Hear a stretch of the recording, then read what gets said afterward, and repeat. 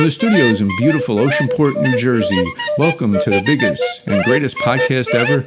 I'm your host, Ray K. Hey, everybody. We've got an exciting show here. This is a ball of fun, I could tell already.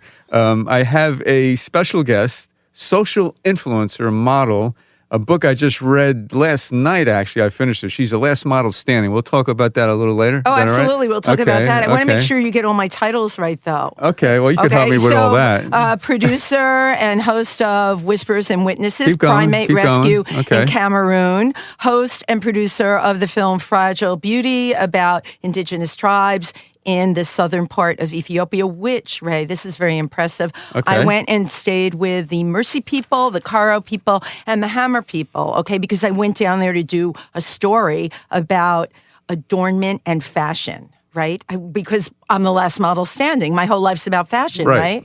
Right, so that. Are you really the last model standing? I honestly am. Okay. Yeah, and there's a reason for that, because I started my career in modeling as a fit model. People always ask me what that is. What is that? You stand, right, there you go. You asked the key question. You're standing there and you're working with designers and manufacturers to make their clothing fit regular people. So Ray, you don't know this about me, I'm the perfect size 8. What does that mean? Okay, so like my measurements fit most people in America. Okay. So I put the clothing on and I give comments and tell my designers and my pattern makers how to make things fit. Is 8 the perfect size? Like, why not be a perfect size 4? That is a really good question. And what they're finding out is, what is the perfect size? You know what? We are all different sizes. We're all different shapes. It doesn't have to do with height, though, right? Sometimes it can, but you know what? Let's just open up our minds, right? Go to a mall, look at people. They're all different shapes. They're all different sizes. But I have a real knack for understanding women's bodies. Well, I guess I have a knack for understanding men's bodies, too. But I don't make clothing for them. But they don't have sizes, though, men's, right? Men's have. So, Ray, when Can you tell me how that works with women? Like, why 8, 7, 6, 4? Well, the same way, I think on men's, you have like a 40 regular, right? Okay. That's a size. But that's your chest size. Yeah, you look like a 40 regular. You have 40 about regular. what I am. Okay, I'm giving Ray's secrets away on air. He looks like a 40 regular. How about my neck? Oh my God, you tripped me up with the neck question. I don't know that. But you have a very average my weight? Build. You're 185. No. What are you? 172. Okay, that was not that far off. That's not bad. And guess what? I can guess how many jelly beans are in the jar, usually pretty close. So I at least get some points for that, right? Okay. You got a couple. But yeah, you have, you're what I call an easy to fit body. Okay. Because you're very average. Now, there's other guys that are bigger, right? We know about that. And some of them put Yankee clothes on to enhance their body shapes, such as Zach is doing today.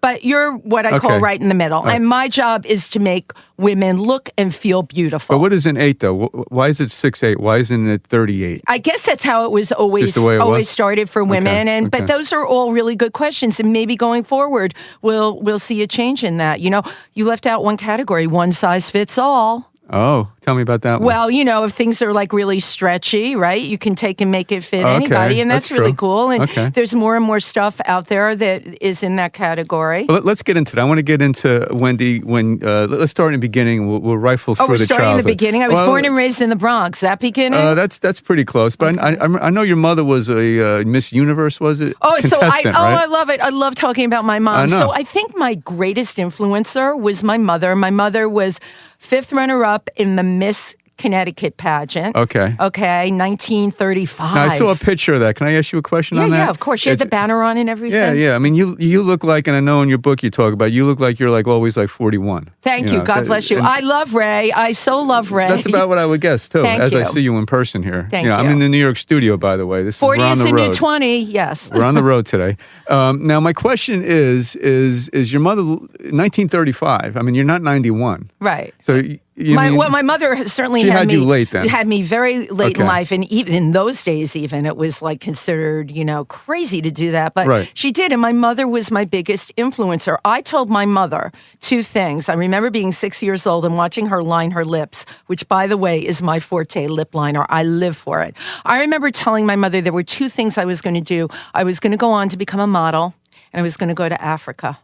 And you read my book, and isn't that amazing that you did everything you said? I did. I was a kid from the Bronx, so nobody, why would you even have that in your mindset, right? But that's what I ended up doing. And my mom was my biggest influencer. We were invited back to the Miss America pageant that they have, and they always invite, former people that were involved with it. I remember being like 6.5 years old and riding in a giant motorcade with all the Miss Americas. And you know that wave that they do? It's kind of like I'm doing it for you Queen now. Or something? Yeah. It's like the Queen's wave. And everybody had beautiful hair. So you did that at age makeup. 6? I did. I was in the motorcade. What did I know? It was like I was there. It was meant to be. And here we are, right? When we're talking now, about is that subconscious? You put it in your mind at age 6. I want to go to Africa. I want to be. Is that all part of it? I believe it's not only subconscious. I believe it's instinctive. I believe each and every one of us is really born knowing our path. But some of us are more in touch with ourselves than others. And I've always been an instinctive person. I just always knew. I know lots of things. And coming from a Scotch-Irish background, right? My grandmother came here and read tea leaves. Okay. So I have what you call the gift. Well, now that you said that, now we're on that tangent. Yeah, we're floating around. I was going to get into your upper middle class. I know your dad, but that's all in the book. People could read the book about that. Tell me about your African trip. I want to hear about voodoo. I mean, you were into some I love pretty that. crazy things. Yeah, right. So, you What's think the deal it's crazy? With that? No, yeah, I think I do. I tell people all I might change my mind in a minute after I hear you. Because I'm going to convince you. So here's what I tell people. There are parallel universes out there, right? There's our culture, Western culture. We have certain belief sets. But then when you go and you spend time with indigenous people, or most people know it as tribal cultures, you see a whole other way of looking at things. My interest was just always there. I was always fascinated by magic and things that you couldn't explain. And it was very exciting to me. Okay. I remember taking a cruise with my parents, and one of the ports that we stopped at was Haiti. Right? And Haiti was the place, the home of what they called voodoo, which is really traditional African medicine. I was a kid, and I remember seeing stuff there that was like, well, you just can't explain this. So to the Western mind, or maybe your mind even, Sal, you would say, oh, it's a trick. Well, you think you're putting a needle in something, and then that person hurts where you put the needle in their arm, and they go, ow. That to me, that's what voodoo is. Okay, and you know what? If the person who's putting the needle in the voodoo doll is powerful enough, they can definitely affect the other person. So it's all about power. So do you believe me, Ray? I'm getting closer. Okay, good. So let's go on, right? Yeah. So I'm 20 years old, and I was studying anthropology and archaeology, and an opportunity came along to go to Africa. And I applied for the program thinking this is never going to happen. And like 3 weeks later, I was told, pack your bags, get your visa. You're going to Nigeria, and you're going to live in a village called Ife. Ife is the home of the Yoruba people. The Yoruba people have various gods and goddesses that they believe in. It's a very complex, very beautiful culture. And while I was there, truth, I saw things that couldn't be explained. And my best friend there, his name was Jide Ebegunde. That's Yoruba, which I speak a little bit. What does that mean in English? That's his name, Jide Ebegunde. Doesn't mean John or anything? And no, it doesn't mean John Smith.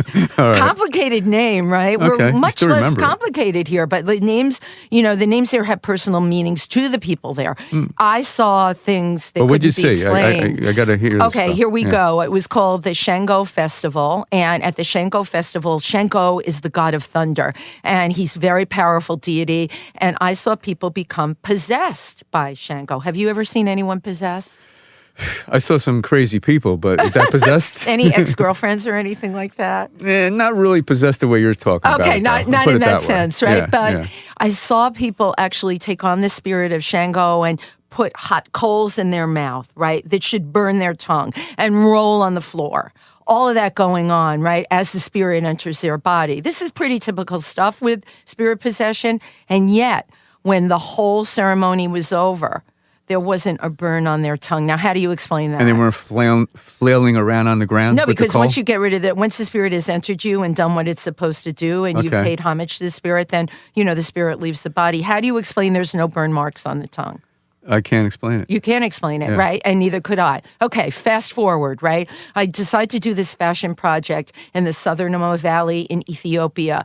And I go down there, and the first group that I wanted to film and tell the story of the Hammer people, they do beautiful body adornment. But the thing that we did there was, it was called the Jumping of the Bulls. It's a coming of age ceremony where a 13-year-old boy He's completely naked. They line up the bulls, all right, and he has to jump across. This is a puberty thing? Is it like a coming of age but thing? if you, you are successful on jumping across the back of the bulls, and I'm going to describe it to you because people think, oh, he just flies over the bulls. Well, how does that happen? Well, that would be a lot of bull, wouldn't it?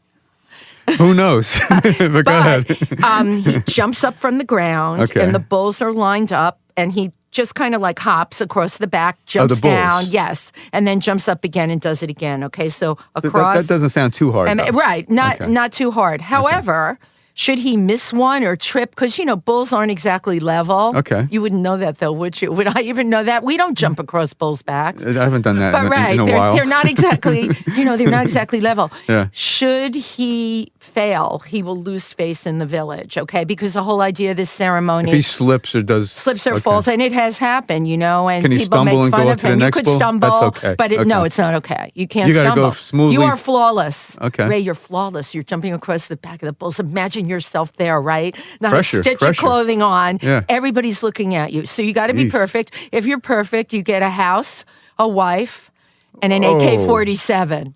Holy smokes. Now, you have to ask me about the AK-47. Well, tell me about that. One of the things that people Protection? down there are very armed because right now a lot of the tribal people are being moved towards each other because their land is being sold off. Right now? Yeah, it's what happened in the United States with Native Americans, and it's happening all over the world. So people there carry AK-47s. That was the hardest thing for me to get used to, but I did. So and it's safe though. They're not killing people. No, I even posed for some people. They wanted to take pictures, and they had their AK-47 lined up against my head, and I'm like, oh my gosh, this really isn't happening. I had I posed and made like I was having a good time. Were you like a goddess, being a blonde and all that? I wouldn't say goddess. I was just different enough. But the whole idea when you're shooting films about indigenous people, you can't be so different that they don't trust you. The whole thing is you want to get their trust. So we were invited to this ceremony. With the kid we're talking about. Yeah, with this kid, right? And it's called the Jumping of the Bulls, coming of age.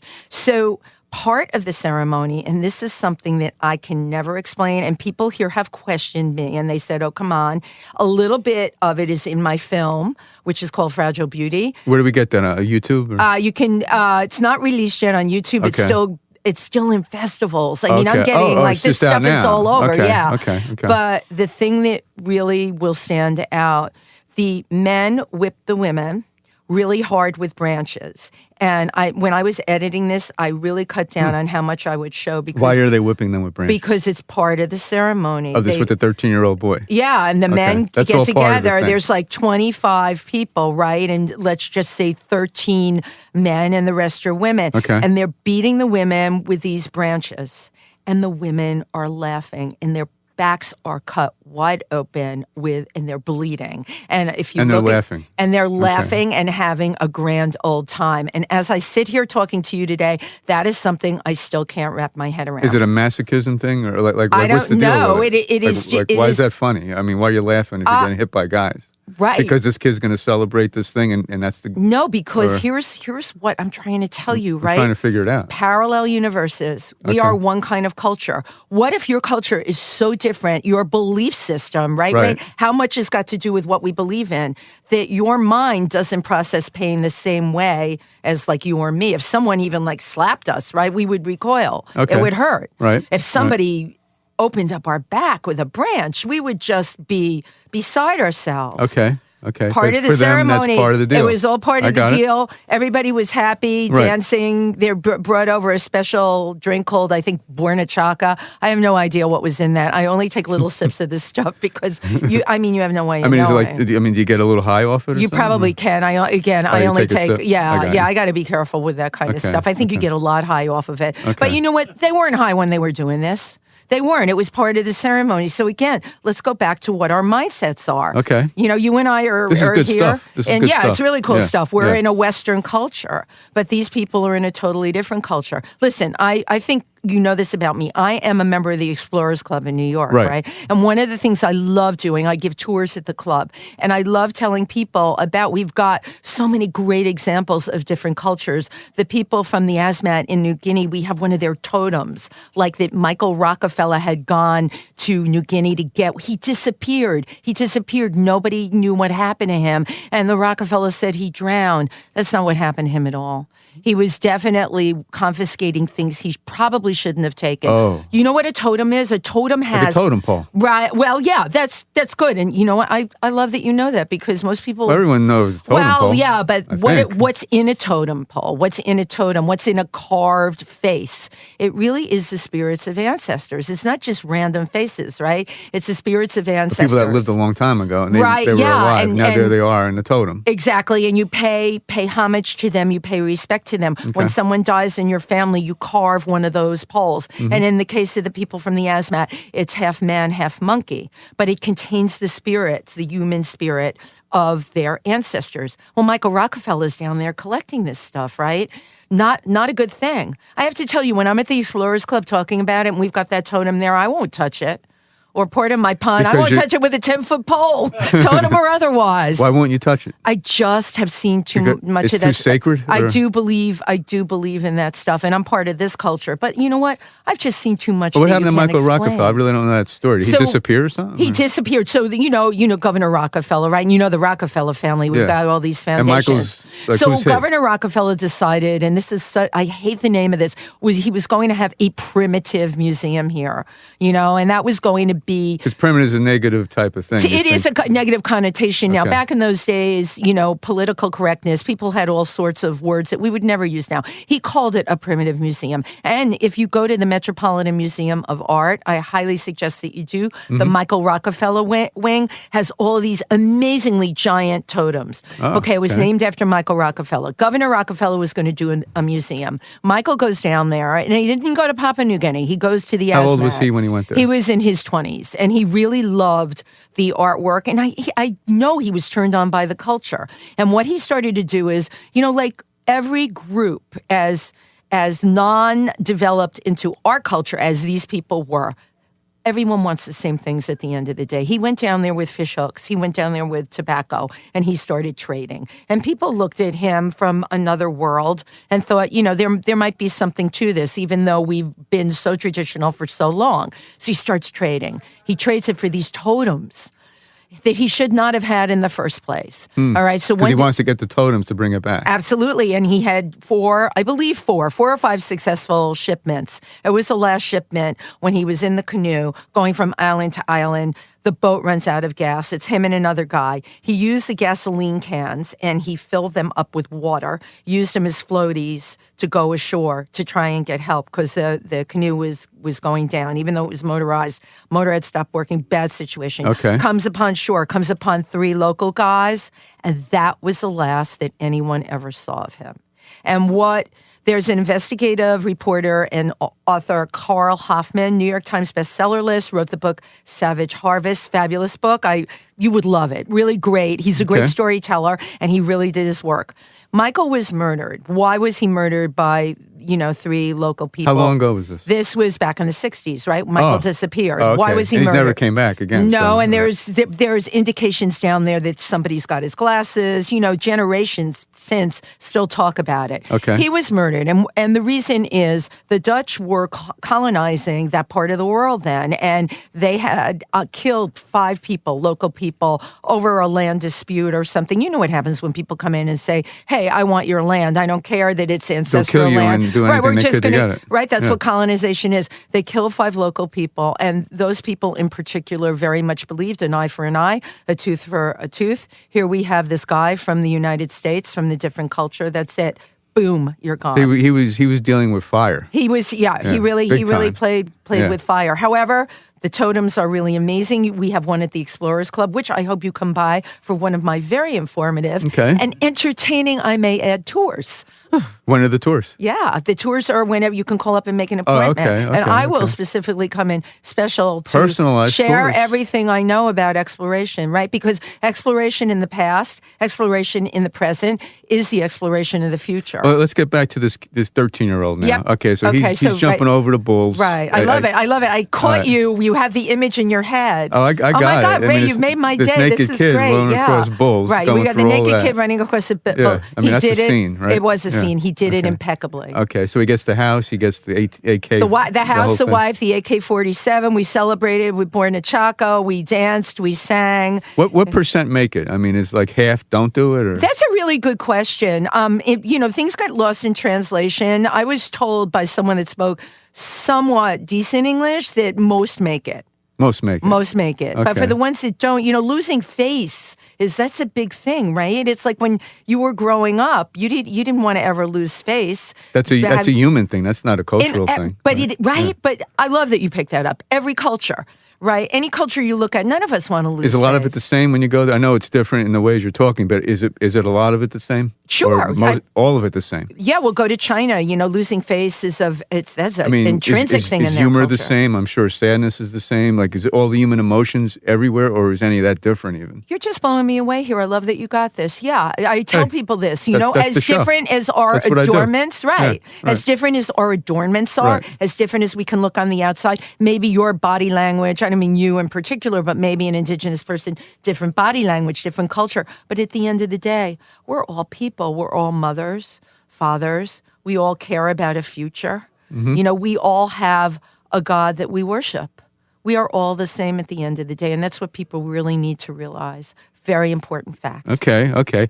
The voodoo, though, I'm 50% convinced. I'm not doing a good job here. Then how can I only be 50% convinced? But what is it? Is it believing in something that's almost supernatural? Like what is voodoo? So I've had this conversation with scientists. I could look it up online, but what is it? It is believing in traditional beliefs that's that voodoo. that were passed down. Believing in the power of an object, or a traditionally made medicine, or the power of a person. So voodoo is in this country, and I probably believe in voodoo, if that's what voodoo is. Well, think about it. Think about what we call in this country our Illuminati.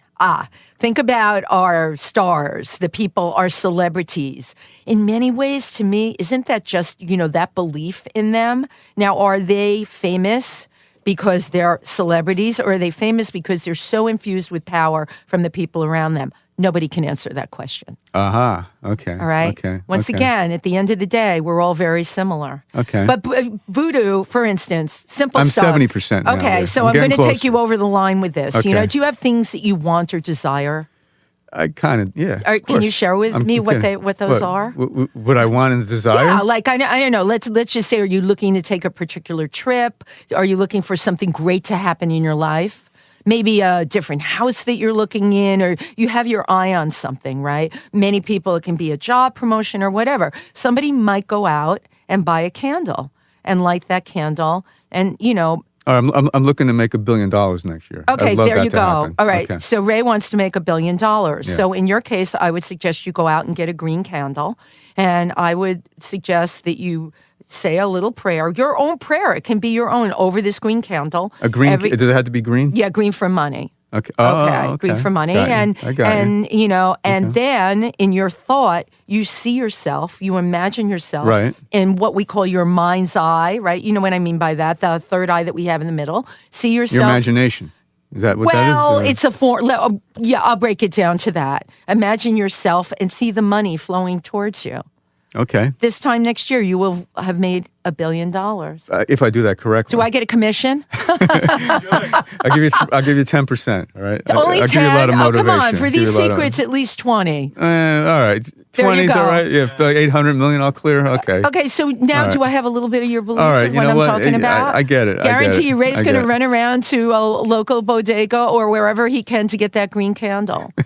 We'll come back to this stuff. We could talk not 25 hours on this stuff. Your fascination with reading your book, Transvestites. I like to talk about that. Okay, so I wouldn't call it a fascination. I am very involved with the LGBTQ community. Okay. Not so much as a fascination as the political aspects of how LGBTQ people have been treated in our society. What does the Q stand for? I was thinking queer, which is it used that to be a new LGBT. one at the end, That's another letter. And a lot of my friends who have been in the movement for a long time, they're like, there's too many letters, blah blah blah. You know what?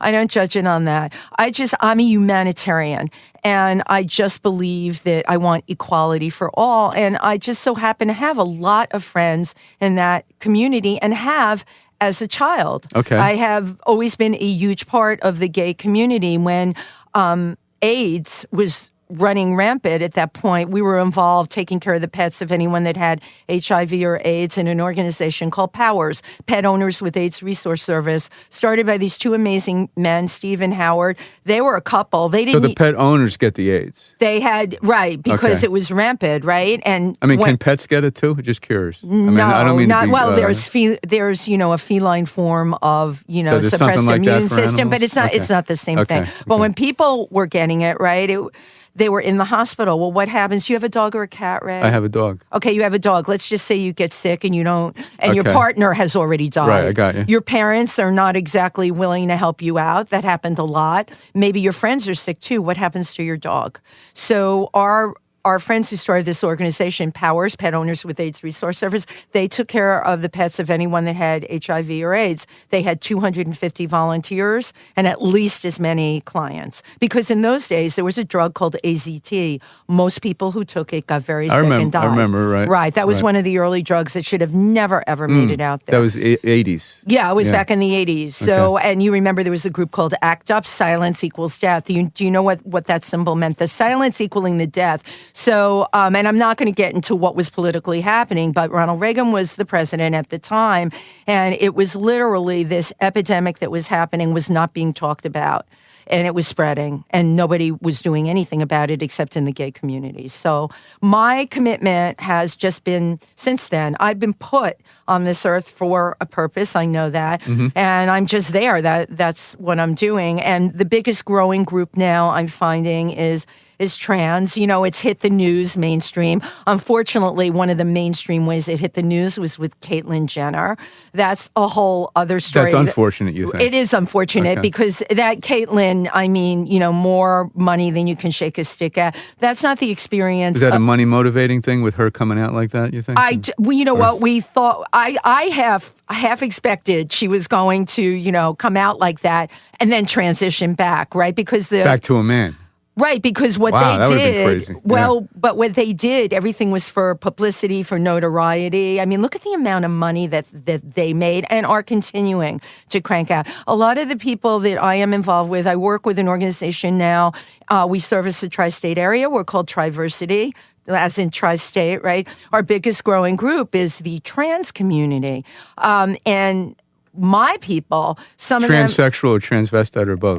Not the word transvestite, it's just transitioning. Let's just say transition. People that are transitioning, female to male, largely male to female, right? Is that where most of the transitioning goes? It's hard to say because lots of people come to New York and they're in their early 20s. It can go either way. But I'm saying in my particular group, and I've got people in my group that have been in the Army, they've been in the Air Force, and now, in this political arena, they're saying they're taking away the honor that these people were in our military, and now they're being told. Do they get kicked out of the military? Well, the new thing. That he who cannot be named has said is he's devalued what they did in the military. That is so flat out wrong and shouldn't be. And the trans community is growing in leaps and bounds. There are more and more people now, because of the time that we're in, being able to say, hey, I need to identify my truth. All right. I may have been born in one kind of body, but I am another kind of body. And I not only 100% support that, I will do anything. And the people that I work with know that I will do anything to make their path easier. That is not an easy path for anybody. I mean, imagine, right? You're in your 50s and you're transitioning in your 50s. You've got a wife and 2 teenage kids. There's not a heck of a lot of resources out there for you. You mean psychologically or every which way, okay. which way, you know, and even my honest opinion about the hormone therapy, you know, thank God here in New York, you can get really good, reliable hormone therapy. I'm sure in California, you know, there are places where people are taking hormones I'm not even sure are the right amounts. I don't believe it's scientifically investigated enough. I believe we can all be doing a better job in that area. But you know what, Ray, we're at the beginning of all of this. 5 years from now, I hope you and I know each other and we're having a totally different conversation. Are we like in the first inning or the first out? First inning. Early? There you go. Okay. Right. We're that the early. First inning. Okay. Like you're on the Yankees now. But I can't talk about them because I'm not a sports person. But we are in the first inning. You're up in the Bronx. You're not a Yankee fan? No, I'm not. I have no interest in sports. Okay. I like the way the guys look in their uniforms. Okay. And I like the football players even more the way they look in their uniforms. Baseball doesn't do anything for Basketball me. too? Like yeah. Okay. It's, you know, the shorts and everything that can work. On the trans, Wendy, yes. do you? I mean, are you an underdog person, or why them so much, or you know, why do you go to them? Once again, we're back to our beginning questions. Instinct. It's just your feeling. It's gut something. feeling, Okay. and I know that I'm a person that can make a difference. I have been, and I'm there. I've been put there. Each one of us has been put on this earth, right, to do something. That's why I'm there, you know, and I have tremendous, unbelievable friendships with people in that community. We just had 50 years of Pride. Wow. That was amazing. Everyone said, oh, you're going to be in the parade. No, it's not a parade. It's a march. Why is it not a parade? When we all have equal billing? Those parades are the best parades, I got to say. Well, it's an incredible march, but you can't forget that it is a political march. But we had 4 million people descend. Everyone's saying 4 million people in Manhattan. It was in one area of Manhattan. And I was helping to lead my group, Triversity, but I never even got to watch the march this year. There were just so many people, so many interest groups, and people from all over the world. I was on a stellar block. They have you line up, right? And you're waiting for hours. Were you part of the parade? Or? I led our group. I led Triversity. And we had with us Catskills Pride, who is an incredible group up in Sullivan County. And we had... Are you part of that community yourself? I know you're married, but... Yeah, but that's got nothing to do with it. I'm a huge part... Okay. Yeah, of course. One of the people that has been with my organization, Triversity, we used to be called the Upper Delaware LGBTQ from the beginning. I've been there from the beginning. Are you heterosexual, I'm getting at? Or? Oh, well, whatever, you know, I have a husband, 2 rabbits, a cockatoo, and a daughter. Okay. So I don't think I quite fit into a category. Okay. I'm just me. I'm just Wendy at the end of the day. All right. There you go. Wow. So we're going to dance around that one, aren't we? This is wild. Will you dance with me, Ray? Well, I saw you were a great dancer. I am. I love dancing. I love electronic music. I love the electronic DJs, Tiesto. Any of those DJs are just amazing. But you were in Studio 54. My listeners love this stuff. Oh, yeah, of course. Tell me about Andy Warhol. Tell me about Michael Jackson. And these guys were in the day, right? Okay, but not only in the day. Here I am. I met Andy Warhol. And I had a discussion with him. What was Andy Warhol? He's a legend in art, right? He was odd. I mean, Was he a short guy? I can talk to anyone. He was like a little guy. Probably, he wasn't little, but, you know, average height guy. But he just didn't say a lot. And it's so reflected in his work, like his movie Empire. Like no sound, nothing. He just focused on the Empire State Building for, you know, minutes, hours of 20 minutes on end. So that movie to me very much defines his personality. But I met him and I was talking with him and he offered, now I was a kid from the Bronx, okay? You have to understand, you are so wide-eyed. You can't believe that you're hobnobbing with people that you only read about, right? Halston, Liza Minnelli, Calvin Klein. You're hanging out with these people. You're hanging out with these people. They're right next to you in studio. Yeah, and it's like, you know. Are you in awe or are you like, no big deal? This is New York, of course I was like Wendy Fleischman from the Bronx. This just doesn't happen to people like me. But that was the beauty of Studio 54, wasn't it? Was it hard to get in? Initially, it was for me. If you read, you got to know someone to get in, and the guard you read it in the book. I remember I had just gotten out of college, and it's January, and I'm standing outside Studio 54, and it's, you know, dress below my knee and high heel, open-toed shoes, pantyhose. Oh my God, what was I thinking in this outfit? And screaming, Mark, Mark, Mark. And he passed me over. So I finally learned. I watched what other people wore, and my thing, ballet tutus. That got Nobody it in. did. I was like, I didn't know where the tutus. The weirder it looked, the better but shot you got. You know what? In. I think I have like deep inside. I always wanted to be a ballet dancer. So what could be better? Than I love costume. Right. Oh my gosh! Even now, you were asking me about the march. Anything I do, I'm adorned in. And I still go out in costume. So here I am in these ballet tutus in front of Studio 54. And that was the ticket. That was the thing that got me in. And I got in. I meet Andy. Andy offers me a part in a film with Joe D'Alessandro. And, I didn't, and he was going to pay me with a painting. I could barely make ends meet at the time. Trust me, Ray. I had one of his paintings. Yeah, I had every crumb. You had no idea how much that would be worth. I had no idea. Yeah. And to someone like me, he was just a weirdo that painted soup cans at Studio 54. What would I know? It was like a joke to me. So there you go. I was there. Didn't take the painting. Never did the film with Joe D'Alessandro. Okay. And here we are today, you and I, talking about it. Think of the turn it would have happened if you would have did that. But this was a really incredible time in New York. And there's so many more incredible times I can tell you about. My early modeling jobs.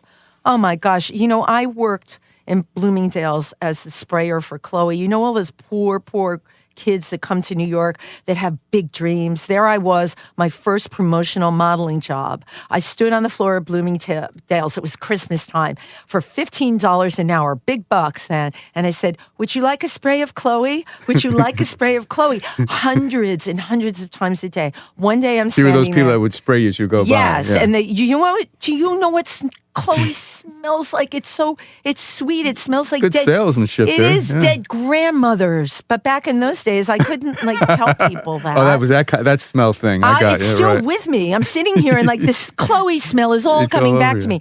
So I go up to this perfectly dressed, very nice looking gentleman in a suit, and I say, "Would you like a spray of Chloe?" Now, after all that rejection, because people would, they avoid you, they give you dirty looks. He says, "Oh, you're beautiful. I'd love a spray of Chloe." And I go to get my little sprayer, and I put my finger on the atomizer. He unzips his pants and pees all over my counter. Whoa! How bad taste was that? So he was conning you that. Well, he was, I guess then obviously there was a mental case. Yeah, the guy was a mental case, right? A nut job. So there you go. Let me get into my hit and miss, Wendy. This is my final oh my God! section. We're back to baseball. No. Well, I told you I can't talk call about it that because I'm a baseball fanatic. Here we go. Hit and miss word association. Favorite color? Yellow. If you're on a deserted island and you had 2 musical CDs, what would you take with you? Madonna's new CD and probably one of David Guetta's CDs. Okay. If you were in a foxhole other than a family member, who would be in there with you? Oh, that's a real tough one. Yeah. Can I say pass? You want to come back to it, or you just want to pass I'm going to have to come back because I'm going to offend whoever. Yeah, we'll come back. Favorite movie? No, let me jump back. I would take Nugget. My little Nugget. My long-haired Chihuahua. Okay. Blue-colored Chihuahua. Yeah, because he loves Mama. All My right. last Chihuahua hated Mama. Okay, go. Favorite movie? When Harry Met Sally. I like that movie. Okay. It was just a very New York, I like Romos, I'm like, happy, sunny. Did you like that part, in that famous? What was your favorite part? Where I'm having what she's having. Yeah, that's right. That's a great line. Rob Reiner, his mother, right? Yeah, I'm having what she's having. Okay, favorite actor or actress? Oh, gee, that's I love Meryl Streep. Everyone tells me that I remind them of her somewhat. And as I'm seeing you right here, 3 feet away, and I get Suzanne look. Sommer, and then I get Barbara Eden. And favorite actor would have to be, oh my God, his name's going out of my head, but the Green Book. Come on, we know this. The Green Book. He won an Academy Award. No, The Green Book. Tom Hanks? Tom Hanks. Oh, okay. That was in The Green Book, but I like Tom Hanks. He was in a lot of great movies. Yeah, right? Tom Hanks he's an amazing actor. Yeah, and he's a great person too. Yep. And I like people that have a funny base. I'm a funny girl. I like funny people. Okay. You're a funny guy, Ray. I know you were a comedian at one point, right, but that's I still another am. show. It's Keep another going. show. Okay. Now, what's the most majestic animal in the world? Peacock. Okay. Was that a good answer? Yeah, they're all good. Okay, they're good answers. Yeah. There's no bad answers. Am I going to win something? Do you have win something, a little end. prize at the end? Ocean. The Mediterranean. Okay. South Dakota. no feeling whatsoever for South Dakota. Never been there. Fargo, right? Didn't Fargo take place in South Dakota? Couldn't even get through the first 5 minutes of that movie. I think so. Desolate, Badlands. Okay. Not that it's a bad place. People I know love it, but it's like, I'm warm, I'm fuzzy, I'm yellow, I'm out there. I got you. Okay. That's I'm a lot of words, Badlands, but right? Okay, you get into it. Good. Okay, we're back in the foxhole. Right. No, we're not. Couple more. We're done. Couple more. Go. I love this. You're not a baseball fan, but I was going to ask this. Could Babe Ruth play baseball today? Babe Ruth, the legendary Babe Ruth. He would totally. Could he play baseball today? He could play baseball today. In a modern baseball world? Yeah, because you know what? Real celebrity's real celebrity, and you can't take that away from anybody. So, yes, he could totally play today. Good. What's your favorite song? That's a tough one. Is that funny? Yeah, it is funny to me because, I have so many. I'm a big music aficionado, and I like all kinds of music. So that's a really hard one. I can't well, that's because why this is hard. This is a hard thing. No, but most people have a type of music they like. I'm telling you, I go from electronic. What's one of a couple of favorite songs you have? What's one of a Ray of Light, Madonna. Okay. Oh, we're back to Madonna. You can see why I would like Madonna, can't you? You saw her, right? Yeah, of course. She was in my book. I saw her and I said, who is that girl? She's terrible. She did a terrible song. It was called Borderline. Yeah. I didn't like Madonna in those days at all. Those songs had no energy. Does she have any kind of charisma, though? She seemed to have that, or not? Well, she was like a girl I knew from Studio 54, but I also knew her from Danceteria prior to that. Were you shocked that she became so huge? Yes, I totally was, because I didn't think that she would. So, but even I can be wrong. Oh my gosh! And I started out by telling you I have great instincts. What will people think of me? Did you see Michael Jackson? I thought I saw him in your book too. Michael Jackson was around. I never had any interaction with Michael Jackson, but of course he was. Would around, Madonna be like the Michael Jackson of the '80s, female version? Could be, yeah, absolutely. I like that. I like that you pulled Michael Jackson and Madonna together because they were friends. Oh, okay. There you go. I could see that. Was she beautiful? She is beautiful. Yeah. You have to give it up to her. She's beautiful. Right. How many people have transcended that amount of time? You can't answer that because it's it's unbelievable. You're right. It's only Madonna. And she stays in shape, too. Yeah, absolutely. That's what it's about. Yeah. Rocking out your best. Okay, my last hit and miss. You ready for this one? Wait, I'm a little worried. Okay. Well, actually, there's two more. Okay. I take three. I'm really having a good time with this. I feel like I'm up at bat. Yeah, well, you hit and miss, right?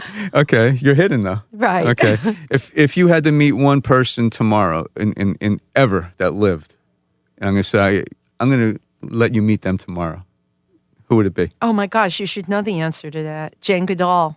All right. I make movies about endangered animals, and Jane Goodall. Is she still alive? Not only is she still alive, she's still 85, right? raising tremendous amounts of money for chimps and primates, has single-handedly affected people that had no idea about any of this. What is great about her is she's a communicator. How many people have the power to reach that many people in the world? I look at her and say, that's what I aspire to. I got to believe you're going to be meeting her one day. I hope so. I have met so many of the people in the wildlife and conservation. I haven't met her yet, but she's an amazing human being. Okay. And now my last one. Yes. Ready? Okay. This is going to be a interesting answer from you. Uh-oh. If you had to have one wish that I'm a genie and I'm going to grant you this wish tomorrow, what would your wish be? My wish would be to get my message out. I make films about indigenous animals, people. What's an indigenous animal? So indigenous people, animals, remote like rescue subjects. Dogs, that kind of thing? Well, I'm working on a film right now called Working Dogs, a love story, telling the story. But it's not just about dogs and their people. It's about their relationship, their bond. As a storyteller, Ray, I have a different way of coming at things. It's a little bit Anthony Bourdain-ish and a little bit rock and roll. And the idea to have this show, to be able to bring this to people. I'll go anywhere in the world to tell these stories. My show will and is, right, with the films I've done, interesting, advocating, educating, and most of all, entertaining. And I believe you can bring entertainment anywhere in the world and make it stick. Wow. Tell me, give me a minute of your stand-up right now. Oh no, I'm going to put you on the spot. Like, oh my gosh, that? You're really putting me on the spot. Okay, so I used to open up my show where and then we'll wrap it tell up. people I went to SUNY Binghamton State University in New York at Binghamton. Everyone was pre-law or pre-med. I was pre-menstrual. Just sorry you asked that. Okay, hey. All right. Good job. Good job. That was Wendy Stuart Kaplan. Yes. I'm Ray K. Check her book out. All this stuff's in the book and more. She's the last model standing. On Amazon. Is there a He's the Last Model Standing? Or is that just like... No, my follow-up book is going to be I'm Still Standing. Is that going to be coming up? I hope so, yeah. I have enough stuff to put in it. Okay, good. All right. Wendy Stuart, thank you. Thank you. All right. And this is terrific. Ray K. We'll catch you next time.